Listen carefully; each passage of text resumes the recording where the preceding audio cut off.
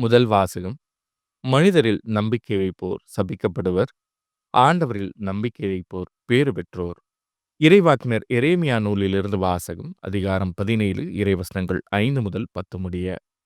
ஆண்டவர் கூறுவது இதுவே: மனிதரில் நம்பிக்கை வைப்போரும் வலுவற்ற மனிதரில் தம் வலிமையை காண்போரும் சபிக்கப்படுவர். அவர்கள் பாலை நிலத்து புதர்ச்செடிக்கு ஒப்பாவர், பருவ காலத்திலும் அவர்கள் பயனடையார். பாலை நிலத்தின் வறண்ட பகுதிகளிலும் யாரும் வாழா உவர் நிலத்திலுமே அவர்கள் குடியிருப்பர்.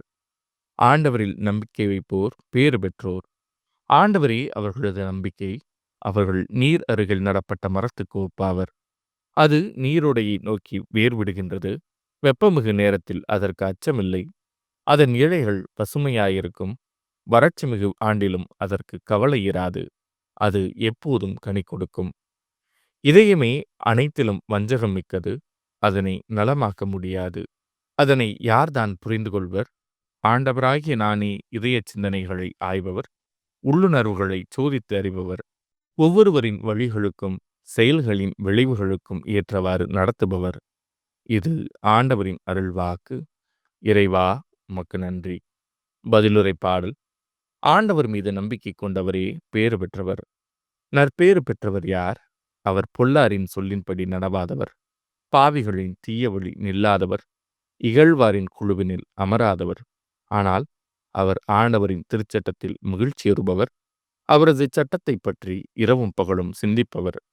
ஆண்டவர் மீது நம்பிக்கை கொண்டவரே பேறு பெற்றவர். அவர் நீரோடையோரம் நடப்பட்ட மரம் போல் இருப்பார். பருவ காலத்தில் கனி தந்து என்றும் பசுமையாய் இருக்கும் அம்மரத்துக்கு ஒப்பாவார். தாம் செய்வதனைத்திலும் வெற்றி பெறுவார். ஆண்டவர் மீது நம்பிக்கை கொண்டவரே பேறு பெற்றவர். ஆனால் பொல்லார் அப்படியில்லை. அவர்கள் காற்று அடித்துச் செல்லும் பதரை போல் ஆவர்.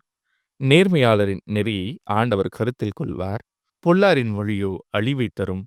ஆண்டவர் மீது நம்பிக்கை கொண்டவரே பேறு பெற்றவர். நற்செய்தி வாசகம். இப்பொழுது லாசர் ஆறுதல் பெறுகிறார், நீயோ மிகுந்த வேதனைப்படுகிறாய்.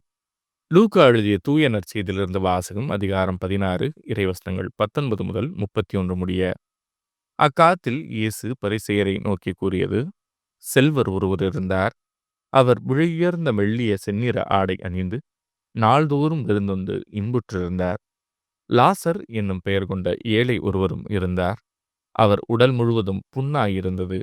அவர் அச்செல்வருடைய வீட்டு வாயில் அருகே கிடந்தார். அவர் செல்வருடைய மேசையிலிருந்து விழும் துண்டுகளால் தம் பசியாற்ற விரும்பினார். நாய்கள் வந்து அவர் புண்களை நக்கும். அந்த ஏழை இறந்தார். வானதூதர்கள் அவரை ஆபிரகாமின் மடியில் கொண்டு போய் சேர்த்தார்கள். செல்வரும் இறந்தார். அவர் அடக்கம் செய்யப்பட்டார். அவர் பாதாளத்தில் வதைக்கப்பட்ட போது அண்ணாந்து பார்த்து தொலைவில் ஆபிரகாமையும் அவரது மடியில் லாசரையும் கண்டார். அவர், தந்தை ஆபிரகாமே, எனக்கு இரங்கும். லாசர் தமது விரல் நுனியை தண்ணீரில் நனைத்து எனது நாவை குளிரச் செய்ய அவரை அனுப்பும். ஏனெனில் இந்த தீப்பிழம்பில் நான் மிகுந்த வேதனைப்படுகிறேன் என்று உரக்க கூறினார். அதற்கு ஆபிரகாம், மகனே, நீ உன் வாழ்நாளில் நலன்களையே பெற்றாய். அதே வேளையில் லாசர் இன்னல்களையே அடைந்தார். அதை நினைத்துக்கொள். இப்பொழுது அவர் இங்கே ஆறுதல் பெறுகிறார், நீயோ மிகுந்த வேதனைப்படுகிறாய். அன்றியும் உங்களுக்கும் எங்களுக்கும் இடையே பெரும் பிளவு ஒன்று உள்ளது. ஆகையால் இங்கிருந்து ஒருவர் உங்களிடம் வர விரும்பினாலும் கடந்து வர இயலாது. அங்கிருந்து நீங்கள் எங்களிடம் கடந்து வரவும் இயலாது என்றார். அவர், அப்படியானால் தந்தையே, அவரை என் தந்தை வீட்டுக்கு அனுப்புமாறு உம்மிடம் வேண்டுகிறேன். எனக்கு 5 சகோதரர்கள் உண்டு. அவர்களும் வேதனை மிகுந்த இந்த இடத்திற்கு வராதவாறு அவர் அவர்களை எச்சரிக்கலாமே என்றார். அதற்கு ஆபிரகாம், மோசேயும் இறைவாக்கினர்களும் அவர்களுக்கு உண்டு. அவர்களுக்கு செவிசாய்க்கட்டும் என்றார். அவர், அப்படியல்ல தந்தை ஆபிரகாமே, இறந்த ஒருவர் அவர்களிடம் போனால் அவர்கள் மனம் மாறுவார்கள் என்றார்.